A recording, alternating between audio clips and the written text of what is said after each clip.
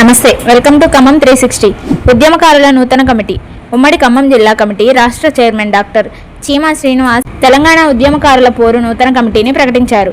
Khammam BK బజార్లో జరిగిన సమావేశంలో ఆయన వివరాలను వెల్లడించారు.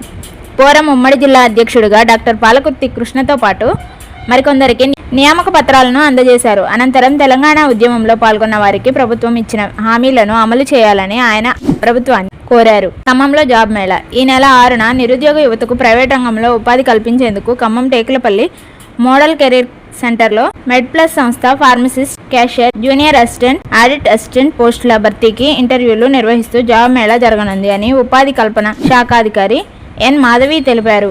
ఇబ్బంది రావద్దు. ఖమ్మం కలెక్టరేట్లో అదనపు కలెక్టర్ పి శ్రీనివాస్ రెడ్డి మాట్లాడుతూ గోదాంల మేనేజర్లు, ఎంఎల్ఎస్ పాయింట్లు ఇన్ఛార్జీలతో సమావేశమయ్యారు. సీఎంఆర్ సేకరణలో ఎలాంటి అవంతరాలు ఎదురు కాకుండా ముందస్తు జాగ్రత్తలు తీసుకోవాలని ఆయన సూచించారు. ఖమ్మం సిపిఎం డివిజన్ కార్యదర్శి కలెక్టర్కు వినతిపత్రం.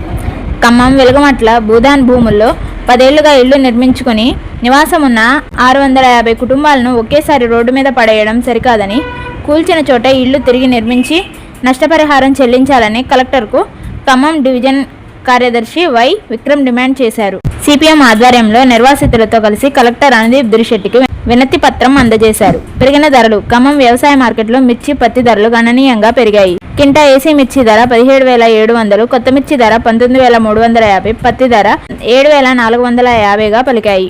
ధరల పెరుగుదలతో రైతులు ఆనందం వ్యక్తం చేస్తున్నారు. టీజీఐఐసి జోనల్ మేనేజర్గా స్వామి బాధ్యతలు స్వీకరించారు. ఖమ్మం జిల్లా కలెక్టర్ అనుదీప్ దురిశెట్టిని మర్యాదపూర్వకంగా కలిశారు. పెట్టుబడులను ప్రోత్సహిస్తూ పారిశ్రామిక వృద్ధికి సహకరించాలని కలెక్టర్ సూచించారు. బకాయిలు వెంటనే చెల్లించాలి. పదవి విరమణ పొందిన పెన్షనర్లకు రావాల్సిన gratuity, commutation, GPF, leave and catchment వంటి ఆర్థిక ప్రయోజనాలను ప్రభుత్వం వెంటనే విడుదల చేయాలని పీఆర్పీఏ జిల్లా కన్వీనర్ వెంకటేశ్వర్లు డిమాండ్ చేశారు.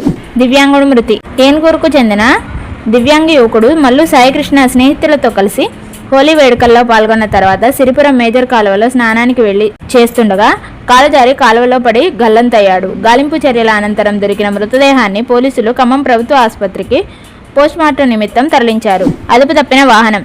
టేకులపల్లిలో పీవైఎల్ రాష్ట్ర సహాయ కార్యదర్శి నోముల భానుచందర్ ఇల్లందు వైపునకు బైక్పై వెళుతుండగా కుక్కను తప్పించే ప్రయత్నంలో వాహనం అదుపు తప్పి రోడ్డు పక్కన దిమ్మెను ఢీకొట్టింది.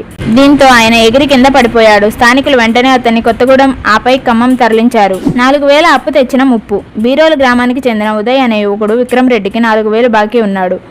ఈ అప్పు వివాదానికి దారితీసింది. విక్రమ్ రెడ్డి తన స్నేహితులతో ఉదయ్పై కత్తితో దాడి చేశాడు. ఈ ఘటనలో గాయపడిన ఉదయ్ ప్రాణాపాయ స్థితిలో ఉన్నాడు. పోలీసులు నిందితులను అరెస్టు చేసి రిమాండ్కు తరలించారు. ఎస్ఐ జగదీష్ కేసును దర్యాప్తు చేస్తున్నారు.